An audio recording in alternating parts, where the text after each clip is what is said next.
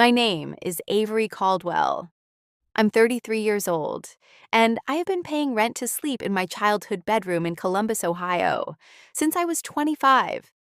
Not because I couldn't afford an apartment, not because I was struggling, because my father had a heart attack on a Tuesday morning in March, and my mother called me at my office in Cincinnati and said three words that rerouted my entire life. We need you. So I came home. I packed my one-bedroom apartment off Hyde Park Square into a rented cargo van, drove 3 hours north on 71, and moved back into the room where I used to do homework. I paid my parents $700 a month. My mother logged it in a little green ledger she kept on the kitchen counter, neat as a grocery list. She thanked me every month. She said it helped. That was 8 years ago. Last March, I found a note slid under my door before I woke up. My mother's handwriting, round and cheerful, the same handwriting that signed my permission slips and my birthday cards. The note said rent was going to $1,900 starting the 1st of next month. Not a question, not a conversation, a memo, delivered while I was asleep, and underneath the number in her tidy script, utilities and groceries have gone up, sweetheart. Love, Mom. I benchmarked it because that's what I do. I'm a financial compliance analyst for a logistics firm. Numbers are my entire job. A room in a shared house in Columbus runs about $650. A one-bedroom apartment, maybe $1,100. For $1,900 a month, I could rent an entire house in Westerville with a two-car garage and a fenced backyard. My parents were charging me above market rent to sleep in a room I'd had since second grade, 10 feet from the water stain on the ceiling shaped like the state of Florida that I'd been staring at since I was 7. I already knew what the extra $500 was for. I just needed to see it confirmed. And I got my answer on Friday without asking a single question. My brother Cody posted a photo online, arms crossed, standing in front of an empty storefront on High Street downtown, grinning like a lottery winner, caption full of fire emojis and rocket ships. New chapter, new space, BC, Dubs Nutrition Consulting is going big. Blessed and grateful. My brother is 36. He sells personalized fitness and nutrition plans online, or he did, before the latest version of that business quietly died. He'd been one investor away from something big since he was about 28. The business names changed. The pitch changed. The storefront was new. The money behind it was not. I waited until Sunday dinner when the dishes were mostly cleared. And I put the note on the kitchen counter next to the ledger and asked my mother calmly whether the extra $500 was going to Cody's new location. My mother dried her hands on the dish towel, folded it in thirds the way she has folded it my whole life, and said yes. Part of it. Her son was building something, and that was what families did. Her voice had that warm, organized certainty, the tone she used to explain obvious things to people who were making them complicated. Cody's getting this off the ground, Avery. You have a stable job. It evens out. I looked at my father across the kitchen. He was scrubbing a pot that didn't need scrubbing. He kept his eyes on it. My dad, Greg Caldwell, spent 32 years as an HVAC technician. He is a man who knows how to read a system, spot a problem, and fix it before it fails. He would not look at me. Don't make a whole thing out of it, Avery, he said. That was all. I said fine. I said I'd pay the new rate. And then I said, I had one condition. No more cash in an envelope by the sugar jar. Everything went through the bank in writing with a memo line. My mother laughed like I'd suggested something charming and absurd. We don't do invoices in a family, Avery. I held it politely. No drama, no raised voice. I was very calm, the way I'm calm at work when I find an error in a column that someone was hoping I wouldn't find. Starting April, my rent went by bank transfer. The memo line said rent. The electric went with a memo that said electric. When my mother asked me to cover Cody's car insurance for 1 month, just while he got the new space set up. That transfer said Cody Insurance, and I watched her face when she read the notifications on her phone. For the first time in 8 years, every dollar I handed this family had my name on it in writing, and that bothered her far more than any of the amounts. She started keeping the green ledger in a kitchen drawer instead of on the counter, which was fine. Paper is my language. I balance federal compliance reports for a living. I can document a household in my sleep. And I had my own project that spring. I had been building toward a condo since I was 29. I had a down payment sitting in a high yield savings account at Huntington. I had a credit score I had built like a cathedral, one on time payment at a time, for over a decade. I had a meeting scheduled at Third Federal Savings for a mortgage pre approval, and the plan, my plan, the one I had kept private and quiet and entirely my own, said I would have keys to a place with my name on the deed before my 34th birthday. I went to that appointment on a Thursday in April. The loan officer was a patient woman named Cheryl, who wore her glasses on a cord around her neck and asked good questions. She ran my file. She looked at my income, my savings, my payment history, my debt to income ratio. She pushed her glasses up and said the words I had been working 8 years to hear. This looks really clean, Avery. I expect a smooth path to approval. I drove home in the kind of quiet that feels like a held breath. I looked at listings on my lunch break. I found a unit in Clintonville with east-facing windows and a second bedroom I could use as an office. I saved the photos to a folder on my phone. I was 3 weeks from the life I had been building in silence. 12 days later, Cheryl called me at my desk at 2:14 in the afternoon, and I knew from the first half second of her voice that the smooth path had developed a hole in it. She asked me about a loan I had co-signed at First Merit Credit Union in Akron, an obligation I had apparently taken on, according to their records, approximately 22 months ago. I told her that was not possible. I had never co-signed anything in my life. I do not co-sign things. Co-signing is a promise made on someone else's behalf, and I had spent my entire adult life making promises only on my own behalf. Cheryl read me the file. A personal loan. Original amount, $41,000. Primary borrower, Cody James Caldwell. Co-signer, Avery Michelle Caldwell. Payment history. On time for 18 months. Then 3 missed payments in a row. The last one, 37 days prior, each one sitting on my credit report like a stone through a window. My debt to income ratio was destroyed. My score had dropped 94 points in 4 months. The pre-approval was dead. Cheryl was kind about it. She told me to pull my full reports immediately. She used the word fraud the way bank employees use it, held carefully with tongs, like it might be contagious. She said if the account was unfamiliar, I should file a dispute right away. I thanked her. I hung up. I sat in my ergonomic chair with a freight compliance dashboard refreshing on my monitor, and I thought one sentence over and over. 18 months. Someone has been making payments on this for 18 months. Cody has never made 18 consecutive payments on anything in his life, which meant someone else had been keeping that loan current, quietly, reliably, right up until Cody's money got tight enough to stop, which I could date to the exact week, because that was precisely when my rent went up. I want you to subscribe right now before we go any further, because what I found when I started pulling that thread is the reason my mother hasn't spoken to me since November, and why my brother is currently working at a GNC in Kahana. Hit the subscribe button, drop a comment telling me where you're watching from, and stay with me, because the part where I walk back into that family is the part I built for 8 years without knowing it. But first, let me tell you about the Green Ledger, because the Green Ledger is the whole key to understanding my mother. And if you don't understand her, the rest of this doesn't make the kind of sense it needs to make. My mother, Linda Caldwell, is 61 years old and has never once in her life left a bill unpaid or a column unbalanced. She ran the books for my dad's small business side work for 20 years. He did weekend HVAC installations for extra money, and before that she worked part-time at a tax preparation service on Carl Road every spring. She is meticulous. She is organized. She can tell you exactly how much she spent on groceries in March of 2019, because it is in a notebook she keeps in the same kitchen drawer as the good scissors. She has always logged everything: receipts, payments, what came in and what went out. What she logged and what she didn't, though. That was the architecture of the whole problem. Every dollar I paid in went into the ledger with a little check mark. Neat, documented, received. But the ceiling fan I replaced one August when the old one started throwing sparks, that never got a line. The months I paid the internet bill when my parents were behind. No entry. The time Cody needed someone to cover his gym membership for 6 months when he was between clients. I found that one written as family mess with no name attached. My contributions had a column. My contributions to Cody had no column at all because they weren't framed as contributions. They were framed as family. The same pot. The water that flows downhill and everybody acts like gravity invented itself. I had understood the pattern since about year 3. I just didn't know yet that the ledger had a hidden page.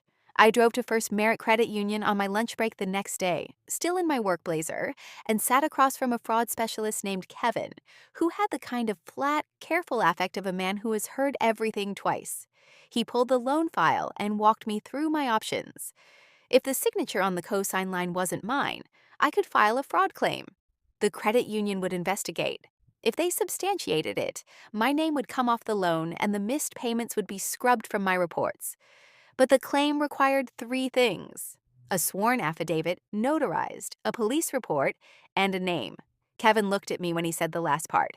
The affidavit names a person, he said. Before you sign it, be certain about who that person is. Then he turned the file around and showed me the signature page. I had seen my own signature roughly 10,000 times on invoices, on lease agreements, on the 47 forms that come with a mortgage pre-approval, on birthday cards and Christmas tags and insurance declarations. My name in my handwriting is as familiar to me as my own face. The signature on that page was not mine. It was close. Close enough that a stranger might not notice. But I noticed because I have signed my name the same way since I was 19, and the Caldwell on that line didn't have the slight upward hook on the second L that mine always carries. The loop on the A was wrong. The whole thing leaned forward like someone leaning into a wind I wasn't standing in. It was not my brother's handwriting either. Cody's handwriting looks like a seismograph during a minor earthquake.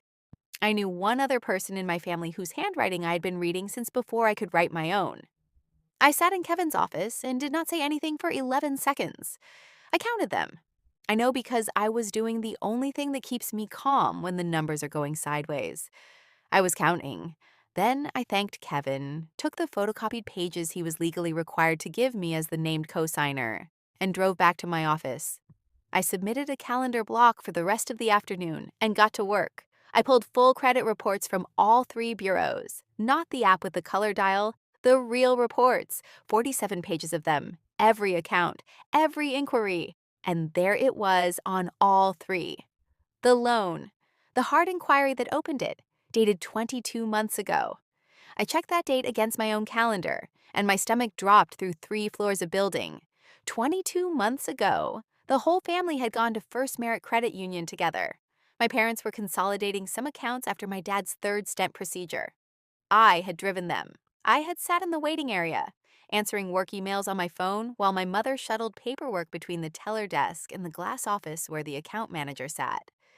My mother handles the paperwork. She has handled the paperwork for this family since before I was born. She has every birth certificate, every social security card, every insurance document in a fireproof box in her bedroom closet, and considers that perfectly normal, organized, efficient, maternal. She was 15 feet away from a notarized document with my name on it. She had every number she needed. She had my social security card in her purse. The arithmetic finished itself while I sat in my parked car in the office. Lot. I moved fast and quiet, the way you move when you smell smoke but haven't found the fire. Overnight, I froze my credit at all three bureaus. I changed every password I owned. I ordered the complete loan file from the credit union. I booked the first available appointment with a consumer attorney, $150 for 30 minutes, the best money I have spent in my life. The attorney? A woman named Patricia Osei, in a ground floor office on Broad Street, confirmed everything Kevin had implied. Identity fraud is a crime in Ohio. Once I filed a police report naming a family member, there was no dial on it, no keeping it quiet, no settling it at Sunday dinner. And she told me something else, gently and directly, the way you tell someone the roof is already leaking. Most people in my position never file at all. They absorb the damage to keep the peace. Banks even have a name for it. Friendly fraud. That phrase has been living in my chest like a splinter since April. Patricia gave me a list, new accounts at a different bank, completely separate. Change the direct deposit routing, copy every document out of that house. Maintain my routine. Keep my face normal for a little while longer. I gave myself 10 days. The apartment I found was a one-bedroom on the second floor of a brick building on Dublin Road, 6 blocks north of Grandview Heights. Landlord named Harold, who verified my income, asked for 2 references and did not care what my family thought of me, which made him the most refreshing human being in the Columbus metro area. He put the key in my hand in the parking lot on a Wednesday. A plain brass key, fresh cut edges. First key in my life that didn't have a duplicate in my mother's fireproof box. I signed the lease with my new bank account. I drove back to the office. I slipped the key into the inside pocket of my work bag and carried it there for 10 days, pressing my thumb against it in elevators and meetings and at my parents' kitchen table while I ate their food and passed their salt and smiled at their recycled weather and watched my mother log my latest rent transfer in her little green ledger with a check mark. 11 boxes is what my entire life in that house amounted to. 8 years of rent and covered bills and Cody's car insurance, and the month his transmission blew out, and Mom mentioned it at dinner with a particular tone, and I wrote the check before dessert. 11 boxes, plus my work equipment and my clothes. I packed them on a Friday while my parents were at a church potluck. On the kitchen counter next to the sugar jar where the cash envelopes used to go, I left 3 things: my house key, a printed page, 8 years of rent and covered expenses, itemized, dated, totaled at the bottom. No commentary. The numbers didn't need any help from me. And a letter. Short. Factual. I knew about the loan. My credit was frozen. The autopays were canceled. The utilities were coming out of my name at the end of the billing cycle. I was safe. I would not be at Sunday dinner. I signed it with my real signature, the one with the hook on the second L. And for the first time in a long time, that signature felt like armor instead of a target. I drove to Dublin Road and turned the deadbolt from the inside. The sound it made was a full stop at the end of a very long sentence. The call log from the next 72 hours looked like a system error. 31 calls from my mother before noon on Saturday. My father, who texts like telegrams cost money, called 11 times. Cody in bursts of 3, which was actually the most alarmed I'd seen him move since the transmission. The voicemails went in order, like stages of a fever. Saturday morning, my mother's warmest voice, the one she saves for fundraising calls. "Sweetheart, this is silly. There's been a misunderstanding. Come home and we'll talk." I made too much food. Saturday afternoon, the register underneath the warmth, crisp as a bank statement. Avery Nicole Caldwell, taking this outside the family, is a choice you will regret. Call me back. Saturday evening, my father, 4 seconds of throat clearing, then call your mother. Longest voicemail he left all weekend. Sunday came and went. I sat on my floor eating a gas station sandwich because I hadn't bought groceries yet, listening to the voicemails, taking notes in my work notebook the way I document compliance discrepancies.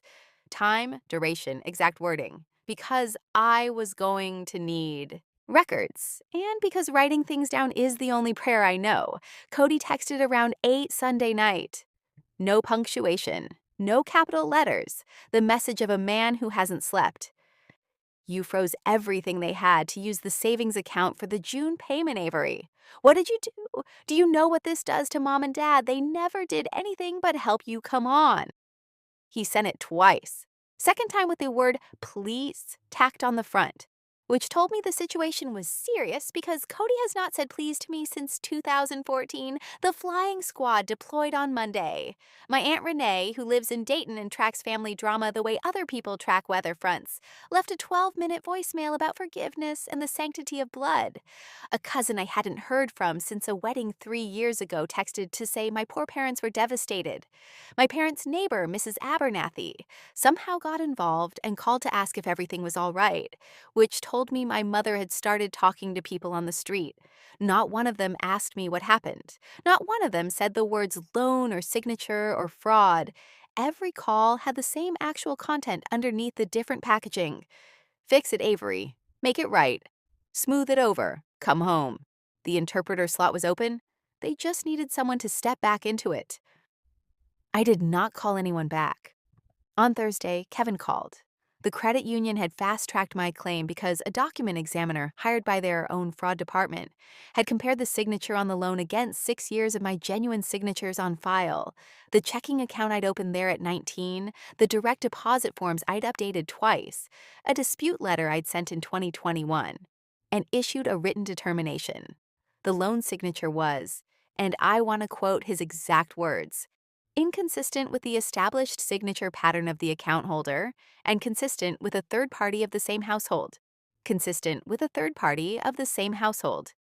That sentence, in that bureaucratic, careful language, was the most honest thing anyone had said about my family in years. He told me the 2 remaining steps, a police report and the notarized affidavit with a name on the blank line. That Sunday, I drove to my grandmother Lois's house in Bexley. My grandmother Lois is 81 years old and taught high school English at Eastmore Academy for 34 years. She has never once confused sympathy with truth. When I was 16 and told her a story about a classmate being unfair, she let me finish and then said, "But what's the part you're leaving out?" She is the most useful person in my life.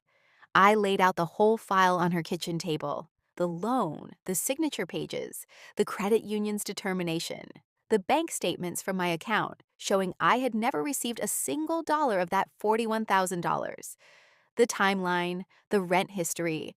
Lois read for 22 minutes without saying a word. Then she picked up one page, the credit union's determination, and read it again.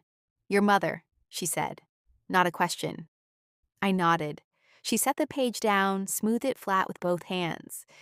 Then she told me a story I had never heard at any family dinner or holiday or Sunday gathering in my life. When my mother was 24, she had been the one who stayed home to manage her parents' household after my grandfather had his first stroke. She had two older brothers. Both had jobs in other cities. Both came home at Christmas and Easter and sent checks that were never quite enough and arrived 2 weeks late. My mother handled every prescription refill, every doctor visit, every insurance form, every mortgage payment for 4 years.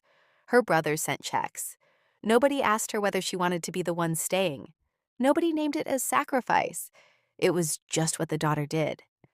When her parents' house eventually sold, after my grandfather died, the estate was divided 3 ways: equal shares. My mother received exactly 1/3 of a house she had kept standing for 4 years by herself. She never said a word about it, not once. She filed it somewhere in herself and closed the drawer. "She didn't do this to you on purpose," Lois said. She wrapped her hands around her coffee cup. "She did it because, somewhere in her, she believes this is how love works. You spend yourself, and the house stays standing, and nobody ever adds up the tab. And you raised a daughter who adds up tabs." She looked at me across the table. Her eyes are very clear. My grandmother's. They don't soften things. Understanding it doesn't change what you have to do. But now you know where the river starts. I sat there for a while. I want to be honest with you about what that kitchen felt like. Because I know some of you are listening to this at 11 at night, with a version of this story already living somewhere inside your own chest. It wasn't triumph in that room. It wasn't rage either at that point. It was something more like watching a building from the outside and finally seeing, after years of looking at the facade, where the load was actually being carried. You see the crack and you see the beam, and you understand they were always going to meet. My grandmother refilled my coffee without asking and said one more thing before I left. She said, "The hardest part won't be the police report. The hardest part will be the week when they call you 60 times and not one of those calls is sorry." I want to tell you she was wrong. She was not wrong. I drove home the long way, through Bexley and back up Fifth Avenue, past the coffee shop where I used to grade documents on Saturday mornings when I still lived downtown. Back before the phone call, back before the cargo van, back before 8 years of Sunday dinners and green ledger check marks. And I sat with all of it. Then I went home, opened my laptop, and did what needs to be done when the document review is complete. Monday, 10:15 a.m., the UPS store on Morse Road. I went early before the rush. The notary was a young man named Dominic who had a sleeve tattoo visible past his cuff and the professionally bored energy of someone who notarizes 60 documents a week and is unimpressed by all of them. He stamped 3 documents without asking me a single personal question, which I appreciated more than I can express.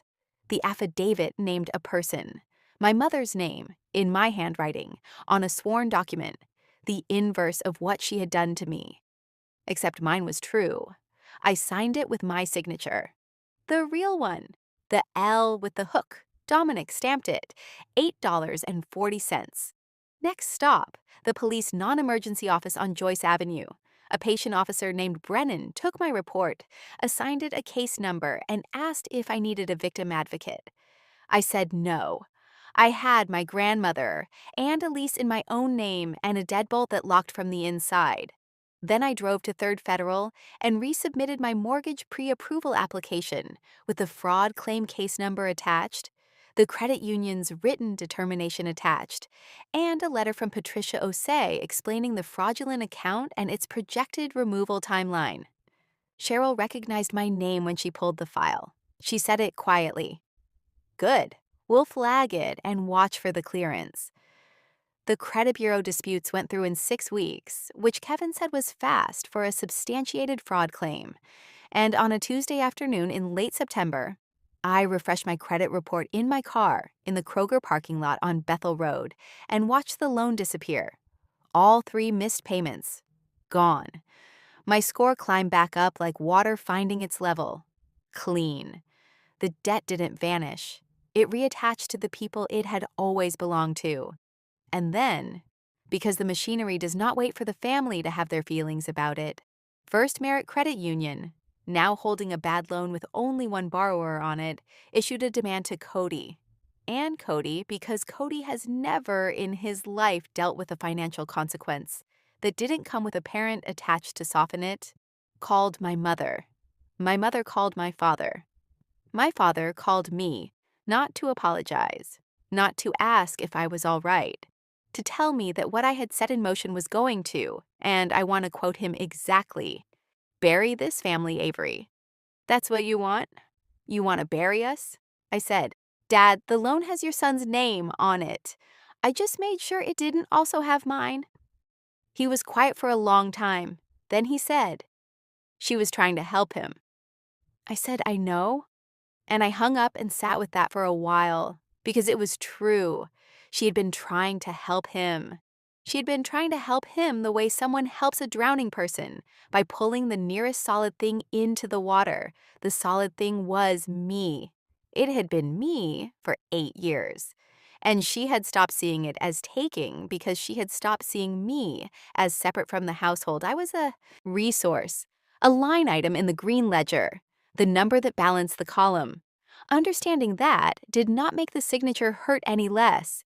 It just made it hurt correctly, like seeing the wiring diagram after the short circuit instead of before. The call came from my mother directly in early October. She didn't use her committee voice. She used her ordinary voice, the one I heard before 6 in the morning when I was a kid and couldn't sleep, when she would be in the kitchen with the light on and the house quiet and she'd make me toast. She told me things were tight. The credit union had moved to collections on Cody's file. The storefront on High Street, the one from the rocket ship Instagram post, had never actually opened. The lease deposit was gone. Cody was working part-time at a supplement store in Gahanna and living on ramen and his girlfriend's Netflix password, which would be sad, except that this was the 4th consecutive version of the same story, and I had run out of the particular kind of sadness it used to require. My mother told me she and my dad were going to have to dip into their retirement account to cover what Cody owed. She said she didn't know how it got so far. I said I did. She asked me to come home, just to talk, just for dinner. She said my old room was the same. I said, Mom, my old room cost me $1,900 a month. She went quiet. And in the quiet, I said the thing I had been carrying since April, the thing I had written in my notebook and rewritten and deleted and written again until I knew which words were the right ones. I know where this started. I know you didn't think of it as taking. I know you thought of it as family money moving around inside a family. But there's no version of a family where one person keeps the engine running and never gets to ask where the car is going. That's not family. That's employment without a contract. She said my name, just my name, the way mothers do when they don't have a next sentence. I told her I would not be coming back to the house. I told her the fraud claim was filed and the case was open and there was nothing to undo there. I told her I hoped she and my dad had someone who could help them with the retirement question. And I meant it. I also told her the number of the free financial counseling service at OSU Wexner Medical Center, because she has never once in her life had to manage money without someone doing it for her, and that was going to change. And I would rather she have help than drown. She said, You sound like a stranger. I said, I feel like someone who finally has her own address. We said goodbye. The mortgage closed on a Thursday in November, 3 weeks before my 34th birthday. It's a 2-bedroom condo in Clintonville, on a street with big maple trees and a coffee shop 2 blocks east that opens at 6. The east-facing windows do exactly what I needed them to do. The second bedroom has a desk and a lamp I bought at a secondhand shop on North High Street for $28. And it is the most expensive lamp I've ever owned because I paid for it myself, with my own money, for a room that is mine. First night, I made a grocery run to the Whole Foods on Henderson Road and spent $94 on food for a week and stood in the checkout lane feeling like someone who had just been let out of a long, comfortable sentence. The brass key from the Dublin Road apartment is on my key ring. I kept it. It goes with me like a small argument I won. Patricia Osei's office confirmed in December that the county had reviewed the case and offered my mother a deferred prosecution agreement, full restitution on the credit damage to my file, mandatory financial counseling, and no criminal record if she completes the terms. My mother accepted. She is meeting with a counselor at a nonprofit in Clintonville once a month. I do not attend those sessions. That is not my work to do. Cody is paying off the first merit loan on a restructured schedule. It will take him 4 years. I know this because Kevin at the credit union processes payments, and I am still technically the named fraud victim, so I get progress notices. 4 years is the longest Cody has ever been committed to anything, so I choose to read that as progress. My father and I speak on the first Sunday of the month. He calls from the garage. We talk about HVAC systems and compliance regulations, which have nothing in common, except that we both understand them, and it turns out that's enough for now to build a small, weight-bearing bridge between the man who stood at that kitchen sink and the daughter who drove away. He hasn't told me he's sorry. He told me once, in November, that my grandfather used to say, "Don't co-sign what you don't own." He said it looking at the floor of his garage, with a socket wrench in his hand that he wasn't using. I said, he was right. My dad said, yeah. We talked about a new diagnostic tool he'd read about in an HVAC trade publication, and we stayed on the phone for 47 minutes, which is the longest we've spoken in a year. And when we hung up, I sat at my kitchen table in my own condo, in my own name, on my own deed, and cried for about 4 minutes. The hard kind that starts in your chest and ends with you needing a glass of water. And then it passed, the way it does, and I went to bed. My grandmother Lois came for Thanksgiving, just the two of us. I made a roast chicken and 2 sides and a pie from a recipe on the back of a can of sweetened condensed milk that turned out better than it had any right to. We ate at my small table by the east windows and watched it get dark over the maple trees and talked about everything except the family, because some things are better left to the green ledger of time and whatever it decides to log. Before she left, Lois looked around the condo, the desk lamp, the rug I found at a flea market in German Village, the key rack by the front door with 3 keys on it, each of them mine. She said, "You know what your mother never had? A room she paid for herself." I thought about that for a long time after she drove away. I still think about it. Here is the full accounting because you've been here for the whole thing and you've earned it. The loan is off my file. The missed payments are gone. My credit score, as of this past Monday, is 791. The mortgage on the Clintonville condo is in my name, my income, my signature, the one with the hook, and nobody else's. The total amount I had paid into my parents' household over 8 years, between rent and covered bills, and the one-time Cody rescues I wrote down every time, came to $118,400. I did not file a civil suit for that number. Some debts are not collected. They're just named. And naming mine, in a notarized affidavit, in a police report, in a conversation with my mother that ended with the word stranger, was enough. It was enough because the point was never the money. The point was the signature. The point was that someone looked at my name as a resource they could use without asking. And I needed that to stop being true. I have a basil plant on the east windowsill. It is struggling through January because basil is a drama queen about cold. But it is alive, and it is mine. And every morning when I turn on the kitchen light, I look at it first. That's the whole thing. 8 years of a note under the door. One number that didn't add up. A phone call from a loan officer that opened a file I was never supposed to see and a brass key I carried in my coat pocket for 10 days while I figured out which direction the door opened. It opens inward now, from my side, with a lock nobody else has a copy of. If you've ever been the reliable one, The one who stays, the one who pays, the one who handles it. And somebody in your family mistook your reliability for a blank check. I want you to hear this. Pull your credit report today, all three bureaus. The full report, not the app. It's free at annualcreditreport.com and it takes 20 minutes. Four of the women in my compliance department have done it since I started telling this story quietly in the break room, and two of them found things. Pull the report, read the names on your accounts, know what's yours. And if you're building something in silence, a down payment, a plan, a future that nobody at your Sunday dinner table knows exists, keep building. Quiet is not the same as helpless. Quiet is where the real work gets done. Share this with someone who needs to hear it. Drop a comment and tell me when you knew. Well, what was the moment you understood the difference between being needed and being used? I read every single one. Subscribe if you haven't, and I'll see you in the next one.